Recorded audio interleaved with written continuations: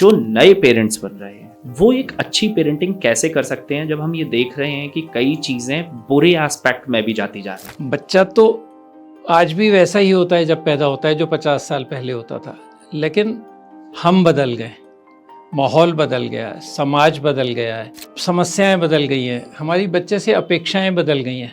हमारे पेरेंट्स ने हमें बहुत अच्छे संस्कार दिए, आगे आने वाले टाइम में हम कैसे अच्छे पेरेंट बन पाएंगे? मुश्किल ये है कि जब हम पेरेंट बनते हैं, जब मैं पहली बार पेरेंट बना, उससे पहले मैंने कभी सोचा ही नहीं था कि एज ए पेरेंट मेरी क्या जिम्मेवारियाँ होंगी, मुझे क्या करना होगा, बच्चे को कैसे पाला जाता है, लोग कैसे करते हैं, क्या सही क्या गलत। नौकरी पर जाने से पहले हम उस ट्रेड के बारे में सीखते हैं, क्लास में जाने से पहले थोड़ा होमवर्क करके जाते हैं। इसके लिए तो हमने कभी कोई होमवर्क किया ही नहीं, कोई तैयारी की नहीं। फ्रीडम और डिसिप्लिन को कैसे हम डिफरेंशिएट कर सकते हैं? स्वतंत्रता के बिना कोई हमेशा रह नहीं सकता और अनुशासन के बिना कोई व्यवस्था चल नहीं सकती। फिजिकली ऐसा मैंने देखा है कि जितने एक्टिव हम लोग उस जमाने में थे, फिजिकल गेम खेलना, भागना दौड़ना, आजकल के बच्चे उतने फिजिकली एक्टिव नहीं दिख रहे हैं। आजकल इस बात के ऊपर एम्फेसिस दिया जा रहा है, फर्स्ट 1000 डेज ऑफ लाइफ सबसे महत्वपूर्ण है। और 1000 कहाँ से गिनेंगे? गर्भधारण से 1000 दिन। हेलो एंड हाय, बहुत बहुत आप लोगों का स्वागत है हमारे पहले पॉडकास्ट में। हमारे पहले पॉडकास्ट के पहले गेस्ट जाने माने ऑथर, हम भी बन सकते हैं अच्छे माता पिता बुक के राइटर और बहुत ही जाने माने पीडियाट्रिनिस्ट डॉक्टर अशोक बांगा के साथ। सर, बहुत बहुत स्वागत है आपका हमारे शो में। धन्यवाद अनिकेत जी।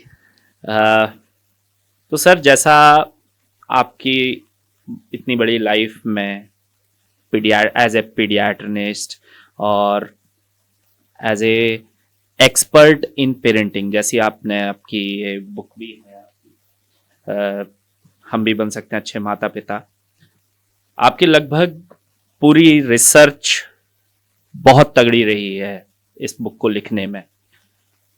हम आपसे आज इसी पॉडकास्ट में कुछ पेरेंटिंग को ही लेके कुछ सवाल करेंगे, जिसका आप आराम से, जैसा आपने अपने अनुभव लिखे हैं उसके तौर पर आप जवाब दे सकते हैं। तो सर, सबसे पहले क्वेश्चन, एक बेसिक क्वेश्चन से शुरू करते हैं जो नॉर्मली है, पेरेंटिंग होती क्या है?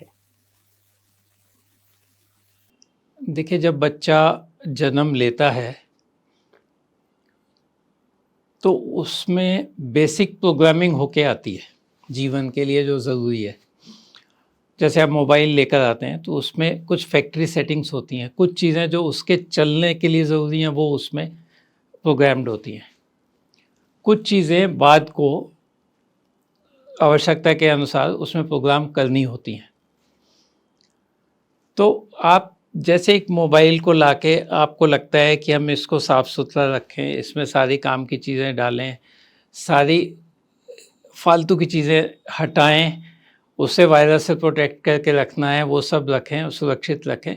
वैसे ही बच्चे को हमें क्या सिखाना है, क्योंकि जीवन बिताने के लिए उसे बहुत कुछ सीखना होता है, लगभग सभी कुछ सीखना होता है इतने लंबे जीवन के लिए। इसमें अच्छी बात यह है कि इंसान का बच्चा बड़े होने के लिए बहुत समय लेता है। जैसे गाय का बच्चा है तो 1 साल में गाय के बराबर हो जाता है, लेकिन इंसान का बच्चा अपने माता पिता के बराबर होने में बहुत लंबा समय लेता है। इसका मतलब ये है कि हमें उसको सिखाने के लिए और एक अच्छा इंसान बनाने के लिए बहुत लंबा समय मिलता है। तो हम प्रयत्न करें तो हम बहुत कुछ अच्छा कर सकते हैं। पेरेंटिंग है एक छोटे से बच्चे को बड़े होने तक एक स्वस्थ इंसान बनाना, एक शिक्षित इंसान बनाना, एक संस्कारित इंसान बनाना, एक आत्मनिर्भर अनुशासन मानने वाला और ऐसा इंसान तैयार करना जो समाज में सीना तान के खड़ा हो सके, अपने घर के लिए, अपने जीवन के लिए कुछ उत्पादक हो सके और समाज में भी वो कुछ अपना योगदान दे सके। ये सारी प्रक्रिया जो माता पिता अपने बच्चे के साथ करते हैं, ये पेरेंटिंग। बट सर, आजकल के बदलता एक टाइम बहुत बदल रहा है। इंसान के जैसा आपने बोला, इंसान के बच्चे की ग्रोथ बहुत स्लो होती है, और शायद उसकी फिर मानसिक ग्रोथ भी स्लो ही होती है, क्योंकि जब उसके बढ़ने के फिजिकल ग्रोथ स्लो है तो मानसिकता हुई। बट आजकल के बदलते टाइम में जो नए पेरेंट्स बन रहे हैं, वो एक अच्छी पेरेंटिंग कैसे कर सकते हैं, जब हम ये देख रहे हैं कि कई चीज़ें बुरे एस्पेक्ट में भी जाती जा रही हैं? देखिए क्या हुआ है, पिछले 50 वर्षों में या 100 वर्षों में हम देखें, 50 में देखें, जिसमें हम देख सकते हैं काफ़ी कुछ पीछे तक, तो बहुत कुछ बदला है इस क्षेत्र में। बच्चा तो आज भी वैसा ही होता है जब पैदा होता है जो 50 साल पहले होता था, लेकिन हम बदल गए, माहौल बदल गया है, समाज बदल गया है, समस्याएं बदल गई हैं, हमारी बच्चे से अपेक्षाएं बदल गई हैं। तो ये सब बदल जाने से जो बदला है वो हमें समझने की आवश्यकता है। एक छोटा सा बच्चा जो प्राकृतिक रूप से हंसता है, खिलखिलाता है, मचलता है, वो अपने वर्तमान में जीता होता है। उसे ना भूत का कोई रंज है, ना भविष्य की कोई चिंता है, ना उसे पता है, ना दुनिया की समस्याएं कि ईरान का युद्ध किससे हो रहा है या डॉलर की कीमत नीचे गई ऊपर गई, से उसे कोई मतलब नहीं होता। वो उन्मुक्त जीवन जीता होता है। लेकिन अभी हमें लगता है कि इन 50 सालों में वो बचपन वो नहीं रहा जो पहले था। हम चाहते हैं कि हम बच्चे को हो सके तो उसका बचपन लौटा दें। ये बाकी सब कुछ जो होना है ये जीवन में आगे होना है। इसमें तकनीक ने जब बहुत कुछ अच्छा किया है तो कुछ गलत भी किया है। विशेषकर मोबाइल और टीवी के घर में आने से जो चीज़ें जिनसे बच्चा बहुत समय तक अछूता रहता था वो हमारे ड्राइंग रूम में आ गई हैं। पूरी दुनिया की समस्याएं हमारी उस स्क्रीन पर आ जाती हैं, जो चाहे अनचाहे बच्चे को भी दिखती हैं, और एक तरह से उसके दिमाग के ऊपर वो एक बोझ सा आ जाता है, बहुत सारी नेगेटिविटी का, बहुत सारी चीज़ों का जो इस उम्र में उसको ज़रूरत नहीं होती। ये कुछ कष्ट के विषय हैं जो नहीं होने चाहिए। लेकिन अच्छा ये हुआ है कि अब 1 या 2 बच्चे होने की वजह से माता पिता उसके ऊपर ज़्यादा ध्यान देने लगे हैं, जागरूक होने लगे हैं, शिक्षित होने की वजह से कई चीज़ें जानने समझने लगे हैं। पहले एक परिवार में 6-6, 8-8 बच्चे होते थे, तो वो बच्चों से वो संपर्क होता ही नहीं था जो आज हो पा रहा है माता पिता का। तो यही हमें देखना है कि पेरेंटिंग में से जो कमियां हैं उनको कैसे दूर किया जाए, गलतियां हैं उन्हें कैसे सुधारा जाए, अच्छी चीज़ें कैसे इंक्लूड की जाएं। दूसरी एक अच्छी बात अब तकनीक की वजह से शायद ये संभव हुई है कि हम समझते थे कि जो कुछ हमारे पास है वही सर्वश्रेष्ठ है, जो हमारी संस्कृति में, जो हमारे देश में, हमारे समाज में, बस वही सब कुछ होता है सब जगह। लेकिन अब हमें कई बार पता लगता है कि दूसरे लोग दूसरे देशों में, दूसरी संस्कृतियों में यही काम हमसे बेहतर तरीके से कर रहे हैं। कैसे कर रहे हैं वो जान के हम अपने आप को भी बदल सकते हैं। ये अच्छा भी हुआ है समय के साथ साथ। यही पेरेंटिंग की यात्रा है। जैसा आपने बोला कि दूसरे देशों तक हमारी रीच हुई है टेक्निक की वजह से, बट सर एक शब्द होता है संस्कार। हमारे माँ बाप ने हमारे, क्योंकि एज ए मैं आपसे एक जनरेशन नीचे का व्यक्ति हूँ, हमारे पेरेंट्स आपकी जनरेशन के हैं। हमारे पेरेंट्स ने हमें बहुत अच्छे संस्कार दिए। उन्होंने पेरेंटिंग के तौर पर अभाव में रहकर भी, चीज़ों की कमी में रहकर भी हम लोगों को लगभग सारी ज़रूरतें दी हैं।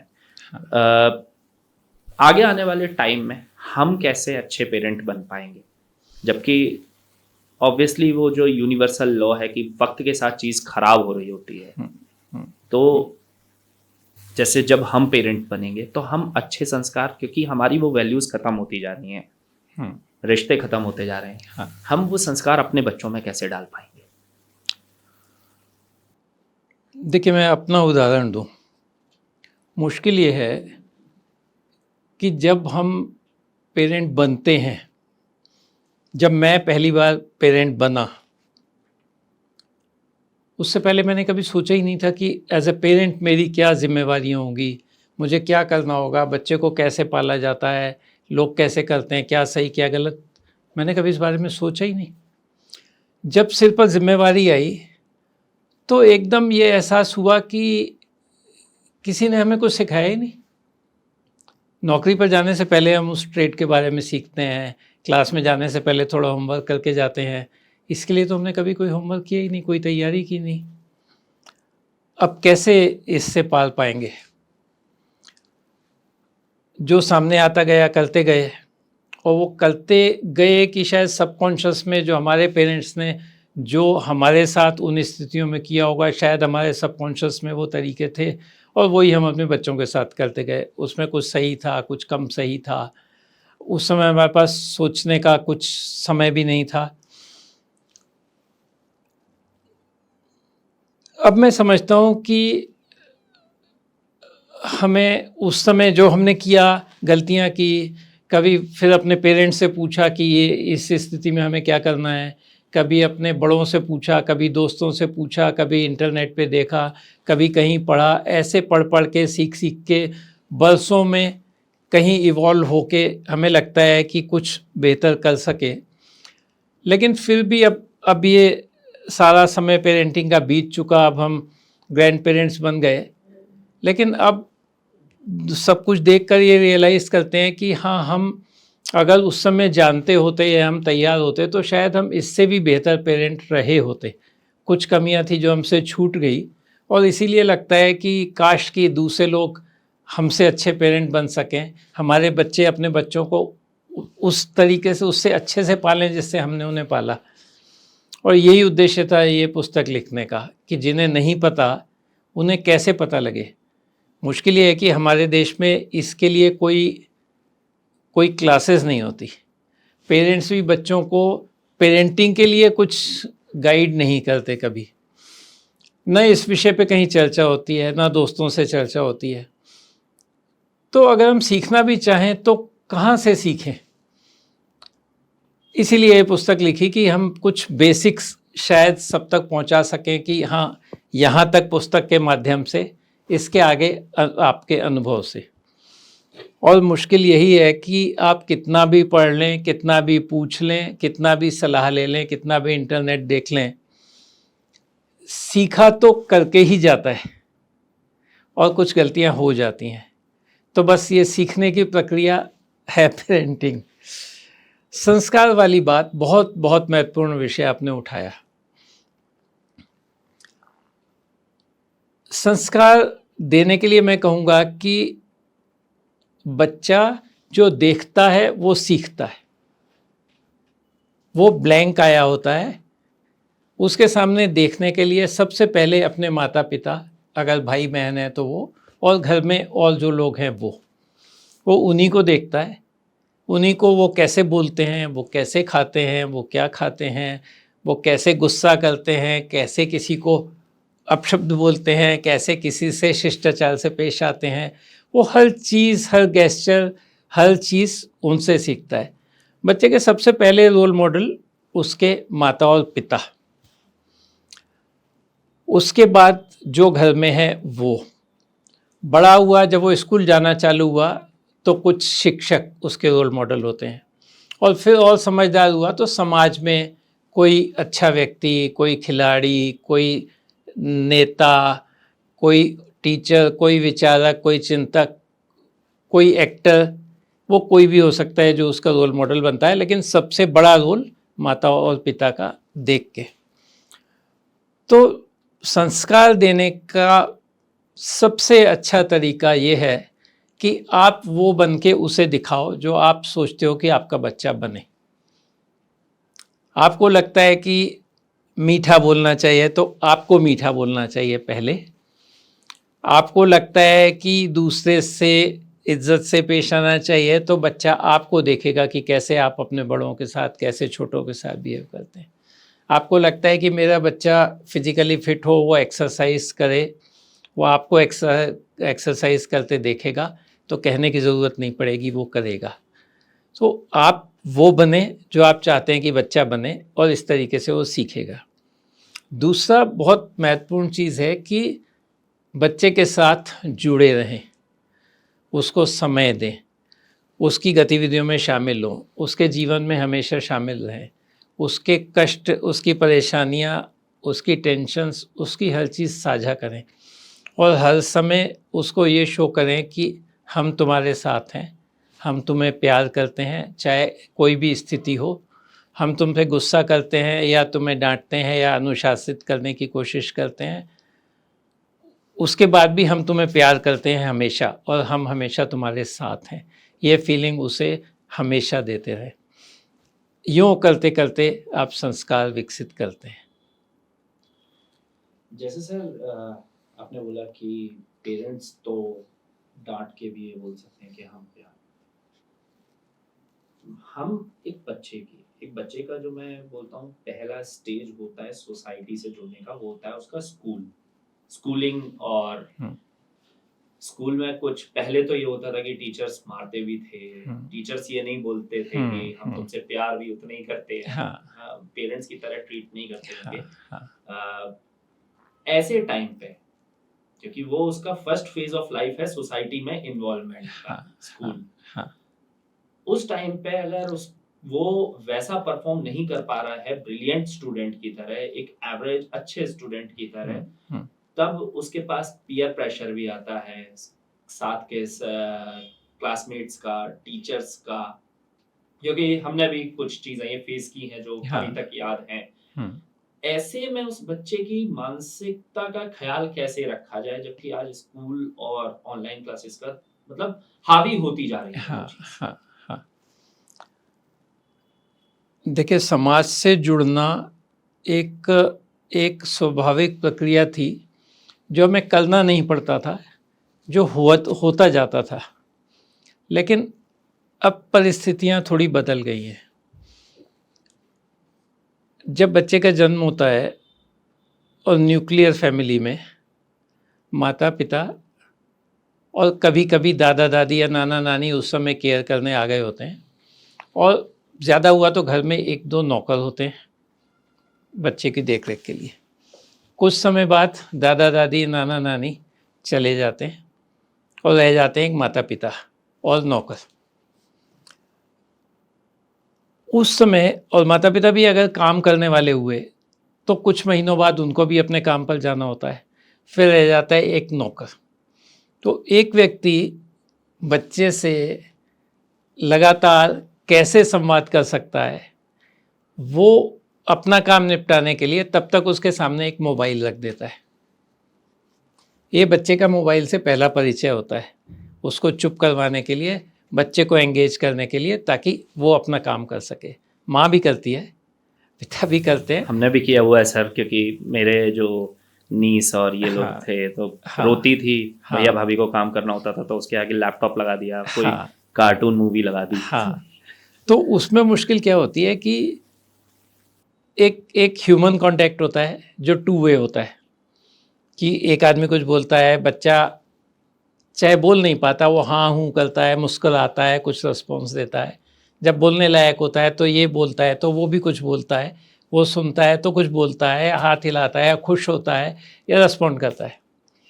मोबाइल या लैपटॉप में वो वन वे होता है, सिर्फ मोबाइल से कोई बोल रहा है और ये सिर्फ सुन रहा है, इसको जवाब नहीं देना, इसका जवाब वो सुन भी नहीं रहा, इसका रिस्पॉन्स भी वो सुन नहीं रहा, इसलिए वो रिस्पॉन्स देना भी बंद कर देता है, सिर्फ सुनता है। इससे उसका वो विकास नहीं होता जो एक इंसान के साथ इंटरेक्ट करके होता है। पहली चीज़ ये हो जाती है। इसको बोलते हैं इलेक्ट्रॉनिक नैनी, कि नैनी तो थी लेकिन वो नैनी अपने काम में लग गई तो उसने ये इलेक्ट्रॉनिक नैनी सामने बिठा दी। इससे बच्चा वो डेवलप नहीं कर पाता। ऐसे करते करते उसके 2-3 साल निकल जाते हैं, फिर उसका स्कूल जाने का टाइम आ जाता है।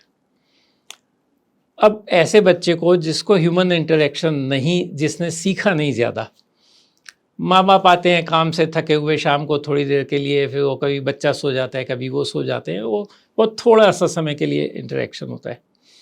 पहले बड़ा परिवार होता था, माँ बाप नहीं होते थे, तो बहुत सारे इतने सारे लोग होते थे कि बच्चा कभी अकेला नहीं होता था, और उसको किसी मशीन से इंटरेक्ट नहीं करना होता, तो इंसानों से ही करता था हमेशा। तो वो सीखता था कॉन्टैक्ट बनाना। बच्चा बेशक बोल नहीं सकता, लेकिन वो समझता है सेंसेशन। हम बोलते हैं कि गर्भावस्था में ही समझता है, तो बड़े होकर तो समझता ही है, सीखता है, बहुत सारे शब्द सीखता है, प्रोनाउंसिएशन सीखता है, बहुत सारी ध्वनियाँ समझता है, म्यूज़िक भी समझता है, भाषाएं दो चल रही हैं तो दोनों भी समझता है। बेशक वो रिप्रोड्यूस नहीं कर पाता उसको उस समय, लेकिन समझने का मौका ही नहीं दिया। उसके बाद 3 साल के बच्चे को आपने जब स्कूल भेजा, तो इसे बोलते हैं क्रेडल टू क्लास। सीधे क्रेडल से निकाल के आपने एक क्लास में बिठा दिया, जहाँ उसे 30-40 लोगों से एक साथ इंटरेक्ट करने के लिए छोड़ दिया। उसे तो आदत नहीं है 2 से भी इंटरेक्ट करने की, तो बड़ा असहज हो जाता है। कोई बच्चा कोप अप कर लेता है, वो दूसरों से दोस्ती कर लेता है, मिलता है, खुश होता है, टीचर से भी बात करता है, लेकिन कोई बच्चा नहीं कर पाता। फिर आती है दिक्कत। वो वहाँ जिस स्थिति में अब 3 साल का बच्चा एक्सप्लेन तो नहीं कर सकता, लेकिन फिर वो लोगों से बचना चाहता है, वो अलग बैठता है। लोग बोलते हैं ऑटिज़म का इंसिडेंस बढ़ गया है, बच्चा देखता ही नहीं है, आँख मिलाता ही नहीं है, बात करता ही नहीं है। वो कुछ हद तक ये भी है कि उसे मौका ही नहीं मिला, वो सीखा ही नहीं है सब कुछ करना। तो स्कूल में जब ये सब कुछ होता है और वो एडजस्ट नहीं कर पाता, तो फिर वो और ज़्यादा मोबाइल की मदद लेता है, क्योंकि वो उसका दोस्त बन चुका होता है। उसे लगता है कि जवाब नहीं देता तो वो सुनता तो हूँ मैं उसकी बात, उसको मैं पहचानता हूँ, उसको सुनता हूँ। तो ये एक चीज़ जो बन गई है, गलत है, लेकिन हो रहा है, उसमें समस्याएं आती हैं। बड़ा होता है बच्चा, पढ़ाई का प्रेशर, माँ बाप की अपेक्षाएं। आजकल तो पहली और दूसरी क्लास से ही माँ बाप की अपेक्षाएं होती हैं। वो स्कूल जाने बच्चा शुरू हुआ और वो मन में उछाले मारने लगते कि मेरा बच्चा तो डॉक्टर बनेगा, मेरा बच्चा तो आईएएस बनेगा, जबकि बच्चा बिल्कुल शुरू कर रहा होता है। और वो अपेक्षाएं कहीं ना कहीं उनकी बातों में दिखने लगती हैं। जब तक बच्चा डॉक्टर क्या होता है ये समझता है, तब तक उसके ऊपर एक छाप लगा दी जाती है कि तुझे तो डॉक्टर बनना है, तुझे तो टॉप करना है, हर बच्चे को टॉप करना है, हर सब्जेक्ट में टॉप करना है। और 2 नंबर कम आए तो उनकी माँ टीचर से जाके पेरेंट टीचर मीटिंग में लड़ती है कि मेरे बच्चे के 1 नंबर कम क्यों आए। ये पहले नहीं था, ये मारामारी नहीं थी, और जीवन के इस पड़ाव पर ये मारामारी करने से कुछ फ़ायदा नहीं है, लेकिन वास्तविकता है कि ये हो रहा है। जब बड़ी क्लास आती है, जब वास्तव में कंपटीशन का समय आता है, तो ये अपेक्षाएं और बढ़ जाती हैं, तनाव और बढ़ जाता है। और तनाव दुगना इसलिए हो गया कि सिर्फ स्कूल में ही नहीं इससे निपटना, अब एक कोचिंग भी हो गई। जितना समय स्कूल में उतना समय कोचिंग में, यहाँ दूसरे टीचर, वहाँ दूसरे टीचर, यहाँ वही सब्जेक्ट दूसरे तरह से पढ़ाया जा रहा है, वहाँ दूसरे तरह से पढ़ाया जा रहा है। अगर वो हिंदी और इंग्लिश मीडियम का भी क्लैश चालू हो गया तो एक और समस्या। उसके बाद कई सारी और चीज़ें आती हैं जिसको हम सामान्यतः नहीं गिनते हैं, ध्यान नहीं देते, जो हमारे समय भी होती थी।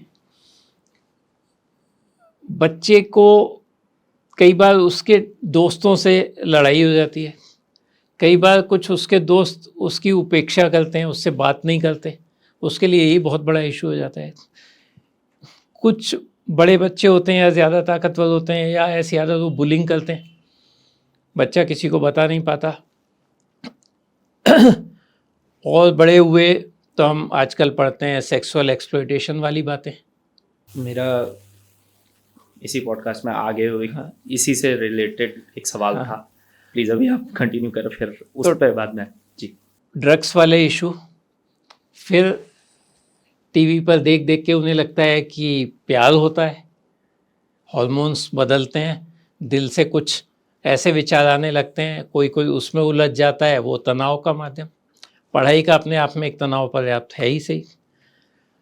ऐसी स्थिति में घर और परिवार सबसे बड़ा बफर है जो इस चीज़ को संभाल सकता है और ठीक कर सकता है, और ये जिम्मेवारी है कि हमें इन बातों के ऊपर ध्यान देना है। तो जो आपने पूछा कि ये कैसे मैनेज करें ये सारा टेंशन, जब बच्चा स्कूल से घर आता है, मैं वही बोला था कि हमें दूसरों से सीखना है। मैंने देखा, मैं अमेरिका में अपने बच्चों के पास रुका था, तो मैंने देखा कि वो क्या करते हैं जो हम नहीं करते थे। बच्चा स्कूल से घर आता है तो माँ दौड़ के जाती है, एक मिनट से बच्चे को गले से लगा लेती है, उसका बस्ता उतार के रखती है। सब है, बस्ता तो हमारी माँ भी उतार के रखती थी, लेकिन ऐसा कुछ नहीं करती थी। माँ तो सामने दिखती ही नहीं थी, घर में दूसरे लोग हुआ करते थे। फिर उसे पूछती है कैसा था, हाउ वाज योर डे, आज कैसा था। उसके 2-3 दोस्तों के नाम माँ को मालूम है, वो कैसा था, उसने क्या बोला, तुमने क्या किया, टीचर ने क्या किया। तो बच्चा एकदम रिलैक्स हो जाता है, घर में आके उसकी वो टेंशन ख़त्म हो जाती है। फिर उसके साथ हम जुड़ने का मौका देखते हैं, जब टाइम मिलता है फिर माँ उसके साथ बैठती है, वो होमवर्क करने बैठता है तो उसके साथ बैठ के उससे 2 बातें करती है। फिर तुम्हारी टीचर ने इस कॉपी के ऊपर वेरी गुड लिखा है, बहुत अच्छा, उसको पीठ थपकाती है। इस तरह से उसके साथ जुड़े रहते हैं, उसकी खुशियों में, उसको एनकरेज करने में और उसके कष्ट में, दोनों में। एक कोई रिचुअल बनाते हैं। मैंने देखा वो रात को सोते समय बच्चों को या तो कहानी सुनाते हैं, लोरी सुनने से बड़े हो गए हैं, कहानी सुनाते हैं। और अगर कहानी नहीं आती होती तो उन बच्चों की बुक लेके बैठ के माँ अपने बच्चों के साथ बैठ के कहानी पढ़ती है, जब तक बच्चे सो नहीं जाते उसमें से कुछ पढ़ती है। तो बहुत अच्छी चीज़ है, उनके साथ कनेक्ट है, एक कनेक्ट का रिचुअल है, एक उसका फिक्स टाइम है कि इतना तो होगा ही सही। खाने के समय साथ बैठते हैं, टीवी बंद होता है, मोबाइल दूर रखा होता है, मतलब पूरा अनडिवाइडेड अटेंशन बच्चे के ऊपर, बच्चे का माँ बाप के ऊपर। उस समय कोई डिस्ट्रैक्शन नहीं होता, वो इंटरेक्ट करते हैं। तो जब बच्चा माँ बाप के साथ इतना जुड़ा हुआ होता है तो अपनी सारी प्रॉब्लम्स उनको बताता है, रोज़ बताता है और उसका समाधान होता है। समस्या आती है, उसका समाधान होता है, बात आगे नहीं बढ़ती। जब इससे बड़ा बच्चा होता है तो ये बात और भी ज़रूरी हो जाती है। जो एडोलेसेंट्स हैं, युवा 12, 13, 14, 15 साल, उनके साथ समस्याएं और भी ज़्यादा ये सारी बढ़ के आती हैं, उनसे अपेक्षा और भी ज़्यादा होने लगती हैं, क्योंकि उनके कॉम्पिटिटिव एग्ज़ाम आ गए, कैरियर डिसाइड करने का समय आ गया। दूसरे बच्चे भी बराबर से कॉम्पीट कर रहे हैं, पढ़ाई बहुत ज़्यादा बढ़ गई, वही हार्मोन्स चेंज होने का वक्त आया तो बच्चों के आकर्षण दूसरी चीज़ों में होने लगे। उस समय कोई डराता है, धमकाता है या बुली करता है, वो बहुत इम्पैक्ट करता है। इंटरनेट पे, फेसबुक पे किसी ने उनके आंसर को या उनके फ़ोटो को अपवोट नहीं किया तो दुखी हो जाते हैं। उसको इतने मुझे कोई नहीं पूछता, मेरे दोस्त मेरे साथ ऐसा करते हैं, ये सारे टेंशन्स। टीचर ने कुछ बोल दिया, वो टेंशन।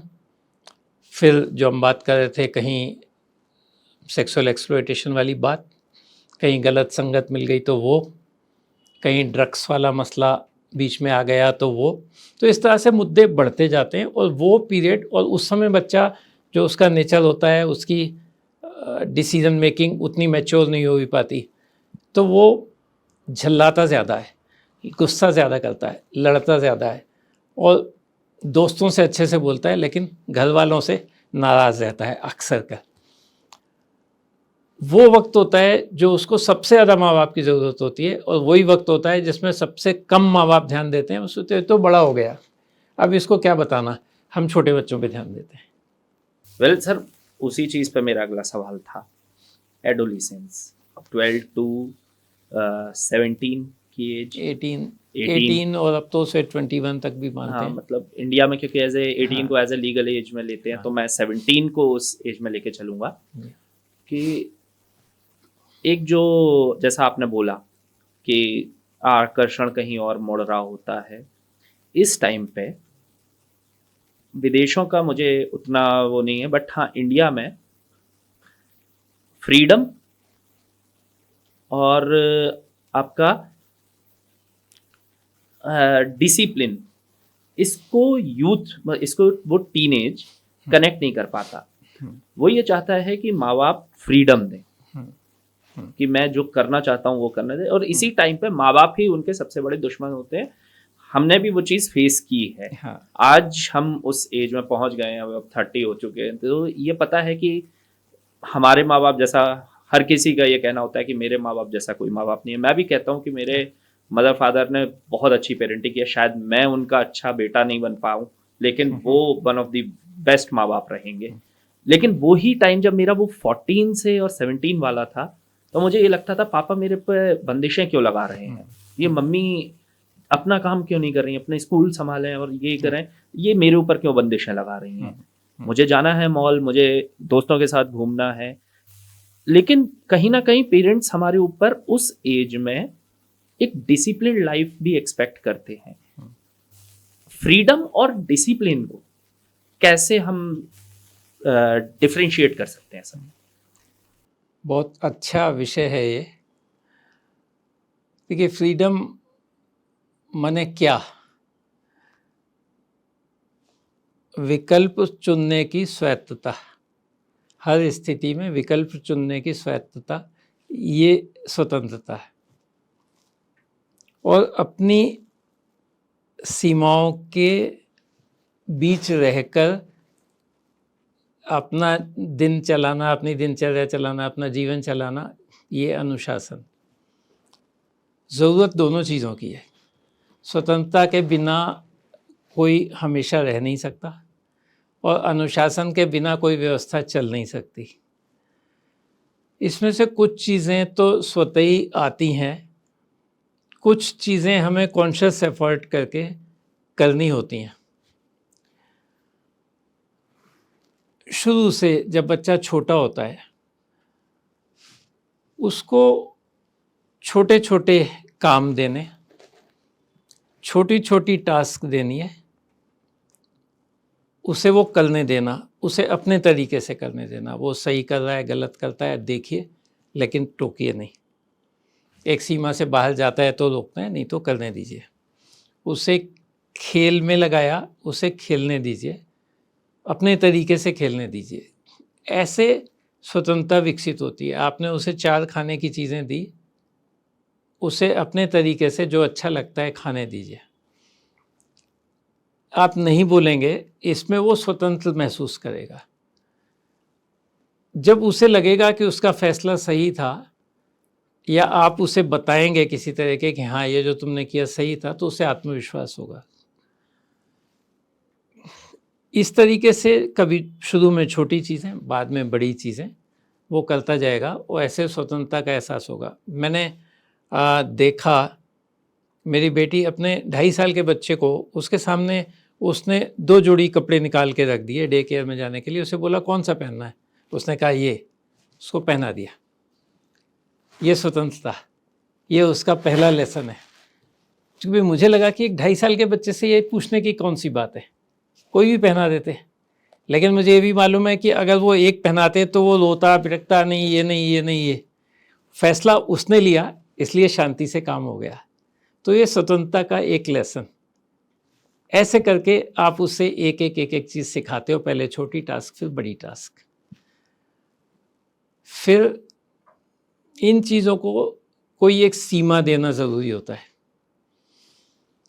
समय के साथ धीरे धीरे, संस्कारों के साथ, अपने तरीकों के साथ हम सीमाएं बताने लगते हैं। कुछ अपने व्यवहार से, जैसे हमने तय किया कि रात को 9 बजे सब सो जाएंगे, क्योंकि सुबह जल्दी उठ के स्कूल जाना होता है। 9 बजे तक टीवी बंद हो जाएगा, खाने का काम निपट जाएगा, लाइट बंद कर दी जाएंगी, सब अपने अपने बिस्तर पे जाके सो जाओ, मोबाइल बाहर रख दो। हमें कहना नहीं है, उनके ऊपर एनफोर्स नहीं करना है, हमें करके दिखाना है। हम भी सो रहे हैं, आ जाओ बेटा। ऐसे करके एक सीमा धीरे धीरे उनके मन में बन गई और एक नियम उनके मन में बन गया कि हाँ, जल्दी सोया जाता है ताकि सुबह टाइम से उठ के स्कूल जाने लायक हूँ। फिर कुछ चीज़ों में नियम बना लिए जाते हैं। थोड़े बड़े बच्चे समझदार हों तो उनसे पूछ के, उनसे सलाह करके, जिससे उन्हें फील हो कि उनके कहे का भी महत्व है, कि ठीक है, कल से 9 बजे की जगह हम थोड़ा जल्दी सोएंगे, तुम्हारी नींद पूरी नहीं होती, कल से आधा घंटा पहले किया करेंगे, ठीक है? बच्चे बोलते हैं ठीक है। तो क्योंकि वो फैसले में शामिल थे, उस नियम के बनाने में शामिल थे, आप भी नियम मानेंगे तो वो भी नियम मानेंगे। ऐसे सीमाएं बनती हैं और नियम बनते हैं और नियम का पालन होने लगता है। पर हाँ, अगर आप उनके ऊपर फोर्सफुली वो चीज़ डालते हो तो संघर्ष होता है, कोई माने जाते कोई नहीं माने जाते।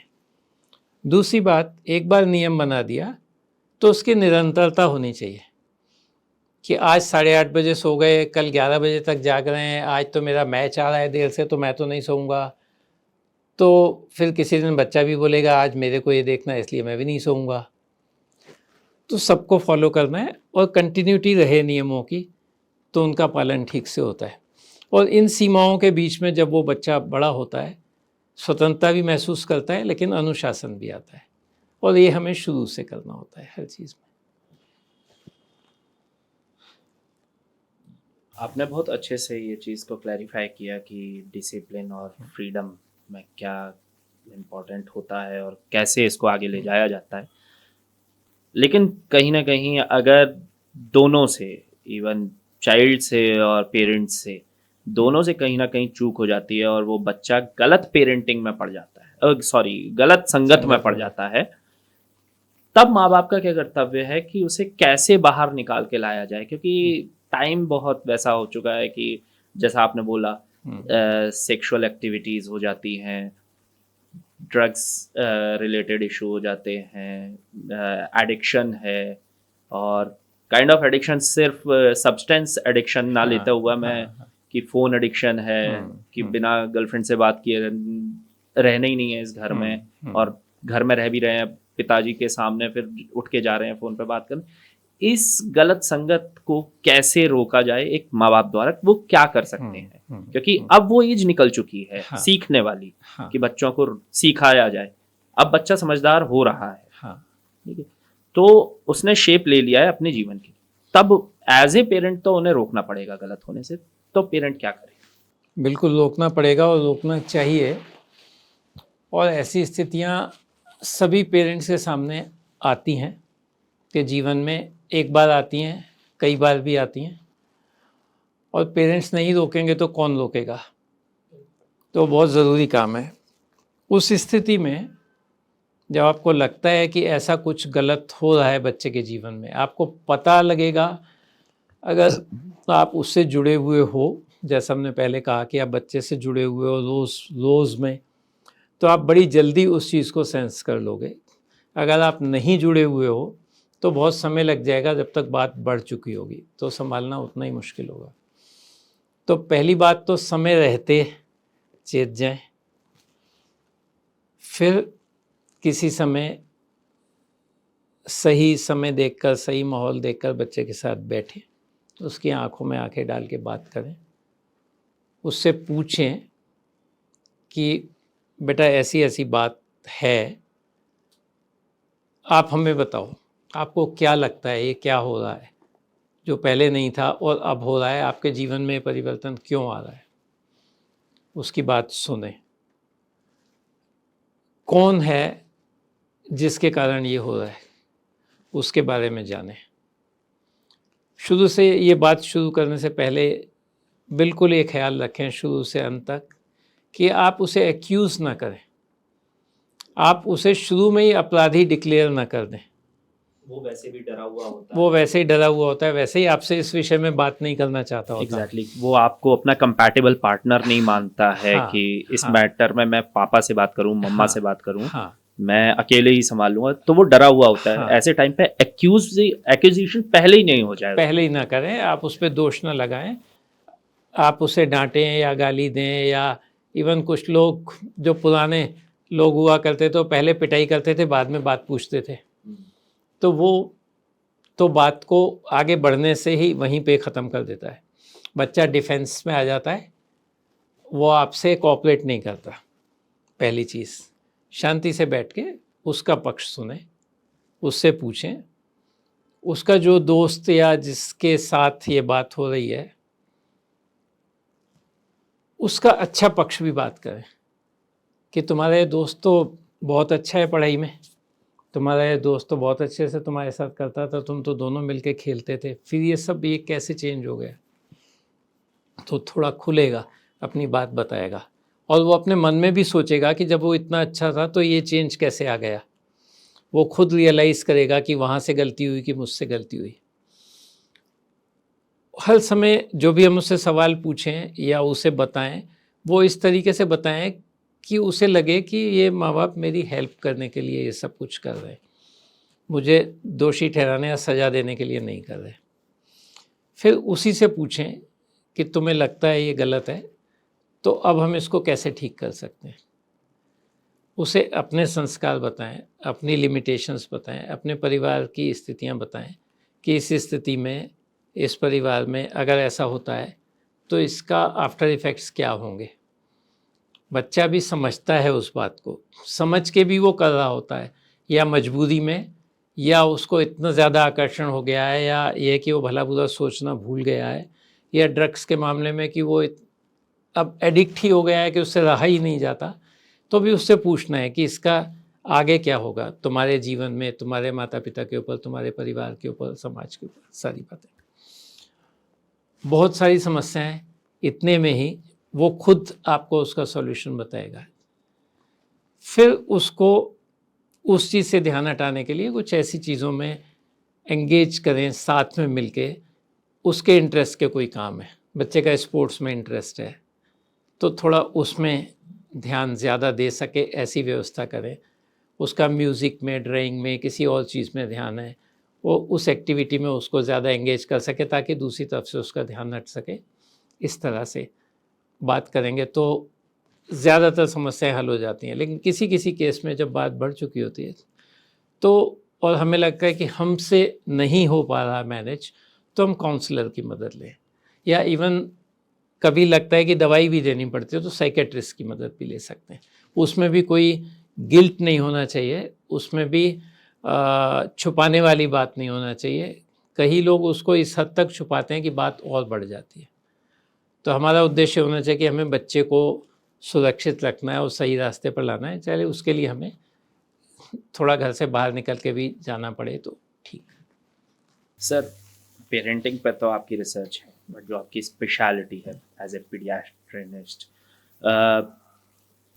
क्या डाइट का असर पड़ता है एक बच्चे की मानसिक स्थिति पर? बिल्कुल पड़ता है, बहुत पड़ता है। और हमारे तो शास्त्रों में भी लिखा हुआ है कि जो आप खाते हैं वो आप बनते हैं, और ये साइंटिफिकली प्रूवन है।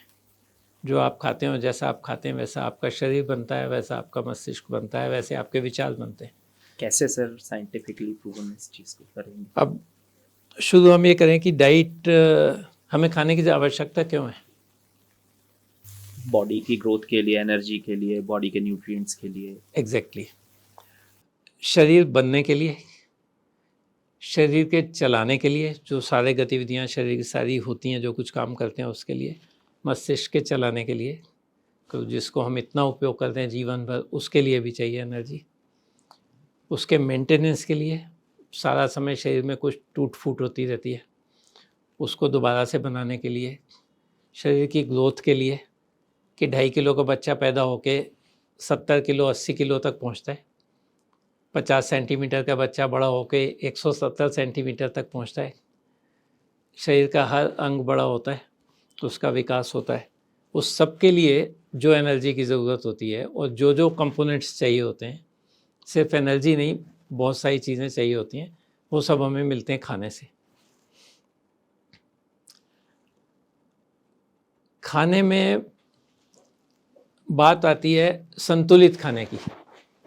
तो संतुलित माने क्या, वो एक शब्द समझने की ज़रूरत है। संतुलित माने शरीर को जिन जिन चीज़ों की आवश्यकता जितनी जितनी मात्रा में जब जब है वो मिलता रहे, वो संतुलित भोजन है। जैसे कार्बोहाइड्रेट चाहिए, प्रोटीन चाहिए, फैट्स चाहिए, फाइबर चाहिए, कुछ विटामिन्स मिनरल्स चाहिए, शरीर को सांस लेने के लिए ऑक्सीजन चाहिए, पानी चाहिए, ये सब न्यूट्रिशन है। और ये सब हमें एक निश्चित मात्रा में हर समय चाहिए, बैलेंस, कोई चीज़ कम कोई चीज़ ज़्यादा, उतनी, ये खाने का संतुलन। खाने का असंतुलन होता है बहुत तरह से और सबके जीवन में होता रहता है और हर समय कहीं ना कहीं होता रहता है। अगर हम मोटे तौर पे उसको समझें कि संतुलित क्यों नहीं हो पाता? या तो खाना मिलता नहीं, गरीब इंसान है नहीं ले सकता, या युद्ध हो गया, खाना मिला ही नहीं, अकाल पड़ गया, सूखा हो गया, बाढ़ आ गई, ऐसी स्थितियाँ, तो होगा ही सही कुपोषण। मिलता है तो वो सब कुछ नहीं मिलता जो चाहिए, सब मिलता है तो उस अनुपात में नहीं मिलता जिसमें चाहिए, समय पर नहीं मिलता, नियमित नहीं मिलता। ये सारी बातें हैं कि है भी तो भी असंतुलन हो रहा है, नहीं है तो वो दूसरा ही विषय हो गया। और एक बड़ा, उससे भी बड़ा एक विषय अब आ गया है जो शायद पहले इतना नहीं होता था, गलत चॉइस। कि सब कुछ है, सब कुछ मिल सकता है, आपके पास सब कुछ होना संभव है, लेकिन फिर भी आप गलत चीज़ें चूज़ कर रहे हो अपने खाने के लिए, और ये सारे जीवन को अफेक्ट करती हैं। जैसे सर हमारे टाइम पे हमने मतलब मेरी मदर मेरे फादर बताते हैं, एक चीज़ आती थी सैरेलैक करके, आई डोंट नो अब आती है कि नहीं, बट वो सैरेलैक हमें जब खिलाया जाता था तो हमें ये लगता था कि कितनी लग्जूरियस चीज़ हमने ये इनटेक की हुई है। और ऐसा तो आज भी कई ऐसे सप्लीमेंट्स हैं बच्चों के लिए जो आते हैं, फिर भी फिजिकली ऐसा मैंने देखा है कि जितने एक्टिव हम लोग उस ज़माने में थे, फिजिकल गेम खेलना, भागना दौड़ना, आजकल के बच्चे उतने फिजिकली एक्टिव नहीं दिख रहे हैं। वो फिजिकल गेम्स में भागने दौड़ने में बहुत जल्दी थक रहे हैं, जुवेनाइल डायबिटीज़ सामने आ रही है, और बहुत यंग एज में साइलेंट हार्ट अटैक्स और ये सब बहुत ज़्यादा हो रहा है। तो ये क्या डाइट की वजह से हो रहा है या वो शुरुआत ही गलत हुई है जिसका अंजाम गलत हो रहा है? दोनों बातें। देखिए, इसके ऊपर बहुत स्टडीज़ हो रही हैं कि जब बच्चा माँ के पेट में होता है, गड़बड़ी वहाँ से भी शुरू होती है, बल्कि उससे भी पहले से। माँ का ही शरीर में संतुलन नहीं है, तो माँ के शरीर में संतुलन नहीं है तो बच्चे को गर्भावस्था में जो कुछ मिलेगा उसमें संतुलन नहीं होगा, उसमें कमियाँ होंगी, उसकी जो कमियाँ होंगी वो आगे आएंगी, और फिर बच्चे का अपना जीवन, तीनों स्टेजेस में। इसलिए बहुत आजकल इस बात के ऊपर एम्फेसिस दिया जा रहा है, फर्स्ट 1000 डेज ऑफ लाइफ सबसे महत्वपूर्ण है। और 1000 कहाँ से गिनेंगे? हाँ, गर्भधारण से 1000 दिन, मतलब वो 9 महीने माँ के पेट में, उसके बाद बच्चे का अपना जीवन 300 दिन, लगभग 270 दिन माँ के पेट में, आगे के 600 दिन 700 दिन बाद के जीवन के शारीरिक विकास, मानसिक विकास, सारी चीज़ें, संस्कार, सारी बातें, वो 1000 दिन में जो इम्पैक्ट होता है अच्छे का और बुरे का, वो पूरे जीवन रहता है। डायबिटीज़ जल्दी डिटेक्ट हो रही है, हाइपरटेंशन जल्दी डिटेक्ट हो रहा है, ओबेसिटी, पहले तो कहाँ कोई बच्चे मोटे दिखते थे, हमारे तो कोई भी दोस्त ऐसे मोटे नहीं थे। आज लोगों के बच्चे हमारे पास दिखाने आते हैं, 8 साल का बच्चा जिसका वेट मेरे बराबर, एक्चुअल होता भी है, हो रहा है। तो ये भी कुपोषण है। मोटा होना सुपोषण नहीं है, अति का पोषण भी कुपोषण है, और कम पोषण भी कुपोषण है। और ये कुपोषण हमारे देश से ज़्यादा दूसरे देशों में ये हो रहा है। अब वो सीख गए हैं, सुधर रहे हैं, लेकिन हम अभी भी बिगड़ रहे हैं।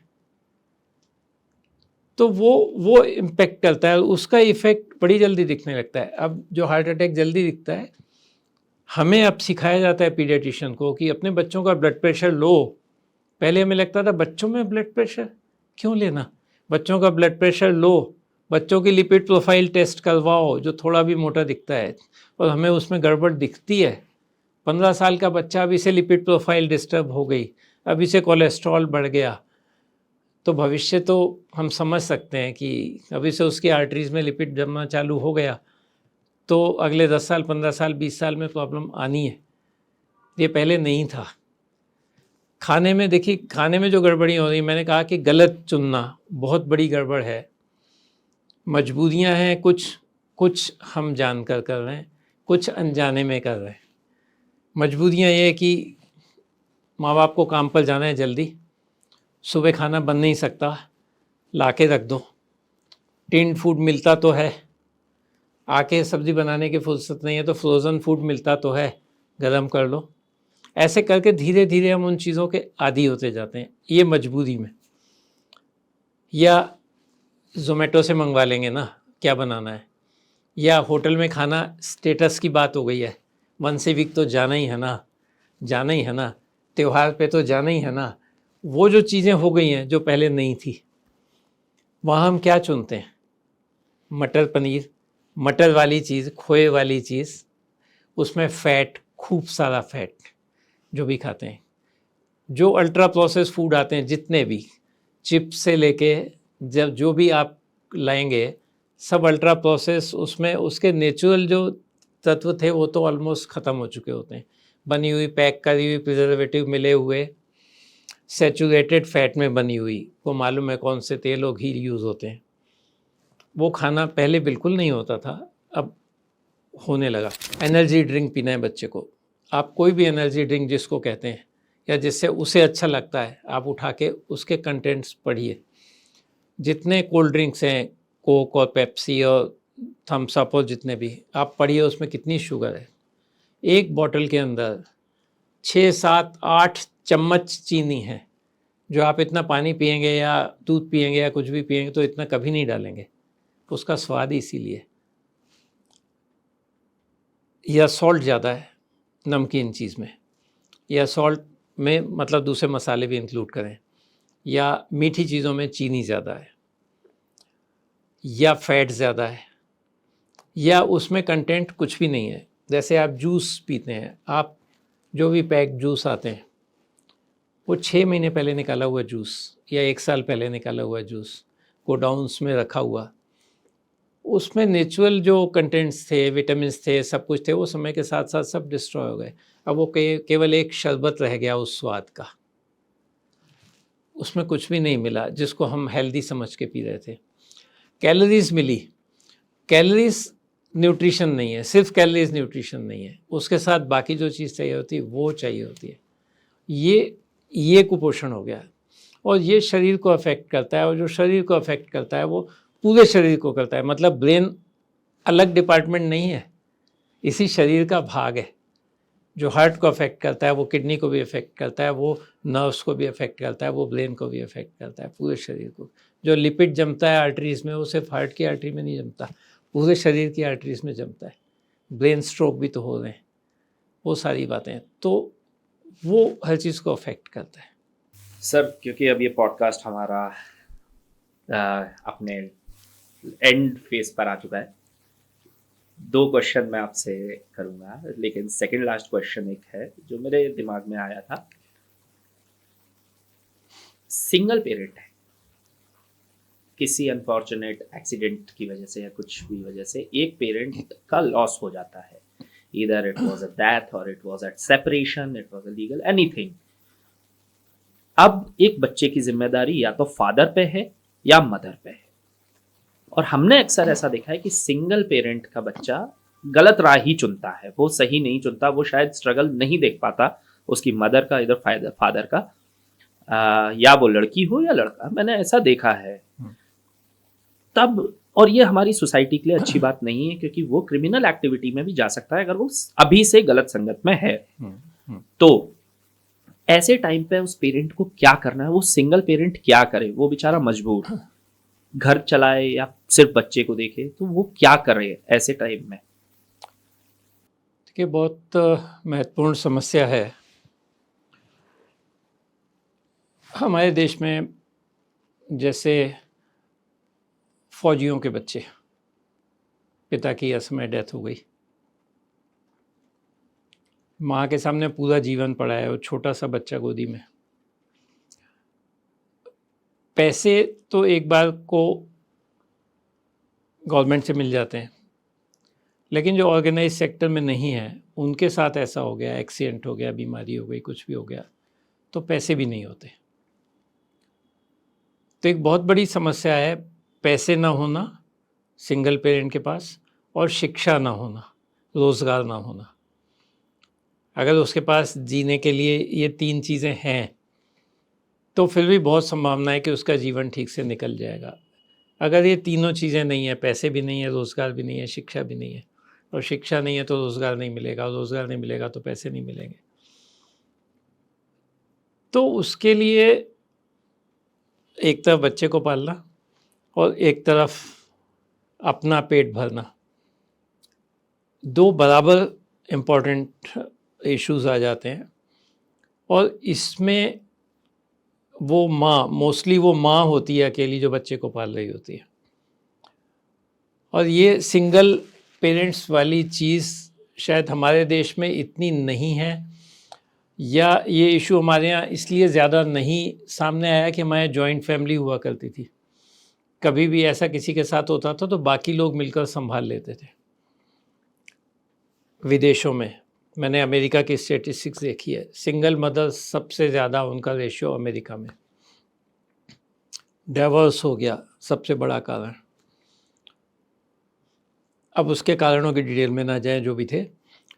तो माँ के ऊपर पहली बात तो सडनली जिम्मेवारी आ गई इतनी बड़ी,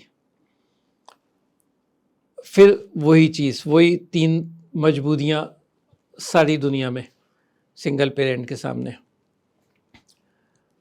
रोज़गार मिलता नहीं है, मिलता है तो वो उसे निभा नहीं पाती क्योंकि बच्चे को पालना होता है, पीछे कोई नहीं है उसको देखने वाला,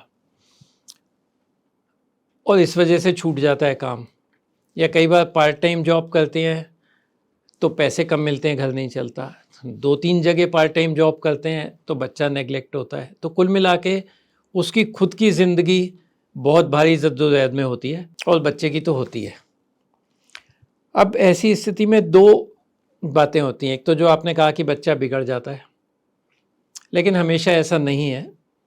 कुछ बच्चे, कुछ पेरेंट्स, कुछ फैमिली मेम्बर्स मिलके बच्चे को सही राह पे बनाए रखते हैं, और वो क्रूशियल फेज़ निकलने के बाद वो अपनी माँ की स्थिति समझता है, अपनी जिम्मेवारियाँ समझता है, और बहुत अच्छे भी निकलते हैं।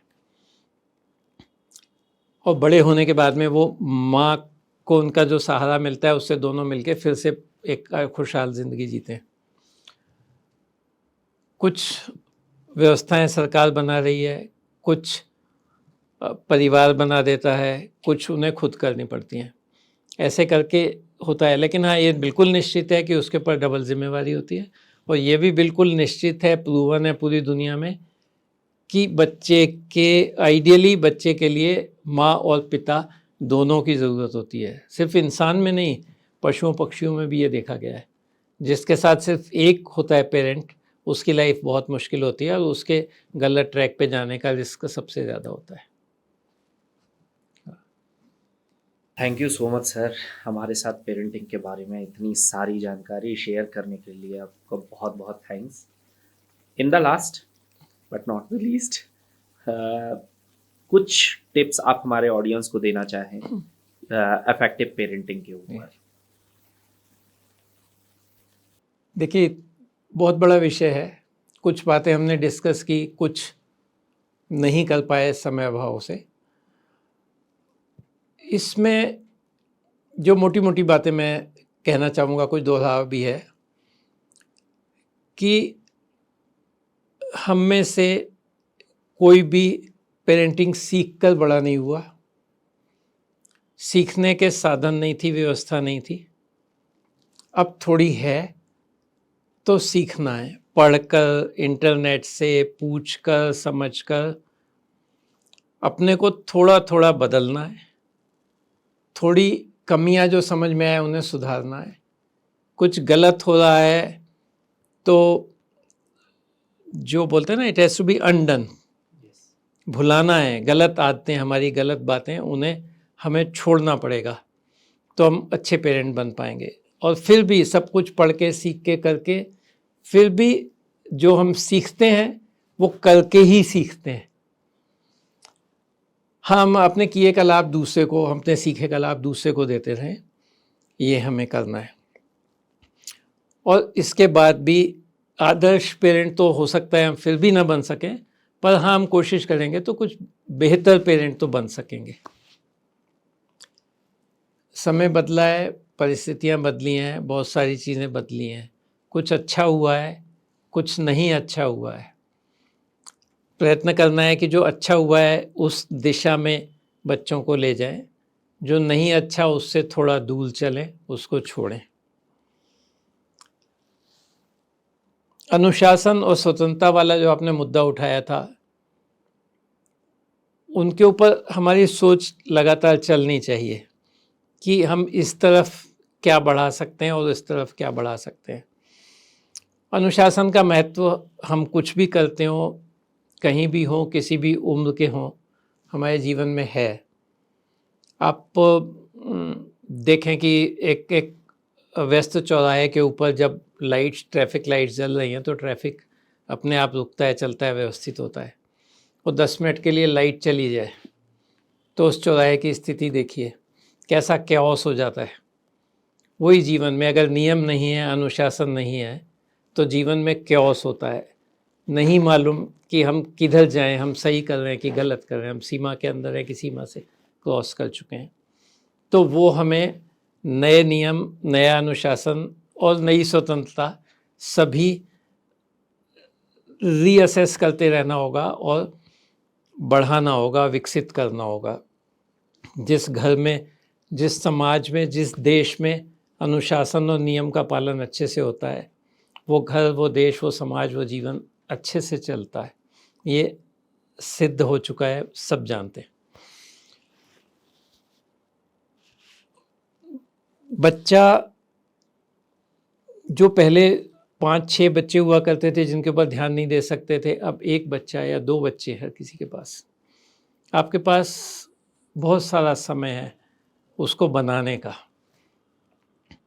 अगर आप अपने बच्चे को स्वस्थ बनाते हैं, अपने बच्चे को अच्छी शिक्षा दे पाते हैं, अपने बच्चे को अच्छे संस्कार दे पाते हैं, अपने बच्चे को आत्मनिर्भर बना पाते हैं, अनुशासित बना पाते हैं, तो आपका बच्चा समाज में सिर उठा के खड़े होने काबिल बनता है।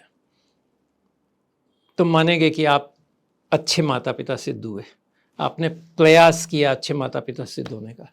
और अगर आपका बच्चा स्वस्थ है, शिक्षित है, आत्मसम्मान से जीता है, अपने लिए उत्पादक है, अपने जीवन के लिए आत्मनिर्भर है और आपसे उसके संबंध भी अच्छे हैं, तो हम समझेंगे कि आपकी पेरेंटिंग बहुत अच्छी थी और आपका जीवन सफल हुआ। Thank you so much sir, इतनी हमसे बातें करने के लिए और इतनी जानकारी देने के लिए। बाकी मैं अपनी ऑडियंस से बोलना चाहूँगा, अगर आपके मन में कुछ भी पेरेंटिंग को लेकर कोई भी डाउट हो तो प्लीज़ सर की ये किताब है, हम भी बन सकते हैं अच्छे माता पिता, आप इसको ऑनलाइन परचेज कर सकते हैं। हिंदी और इंग्लिश दोनों में इसके एडिशन है और अभी हिंदी में, अभी हिंदी में है और काफ़ी इफेक्टिव बुक है। मैं उन व्यूअर्स से भी बोलना चाहूँगा जो पेरेंट बनने वाले हैं या जो प्लान कर रहे हैं, तो प्लीज़ परचेज दिस बुक और यहाँ पे आपके सारे डाउट क्लियर हो जाएंगे। बाकी हम सर को बुलाते रहेंगे अगले पॉडकास्ट के लिए, नेक्स्ट पॉडकास्ट कभी और एक डिफरेंट टॉपिक के लिए। तब तक के लिए thank you so much sir, आपका बहुत बहुत शुक्रिया हम लोगों से इतनी बात करने के लिए। Thank you sir. धन्यवाद।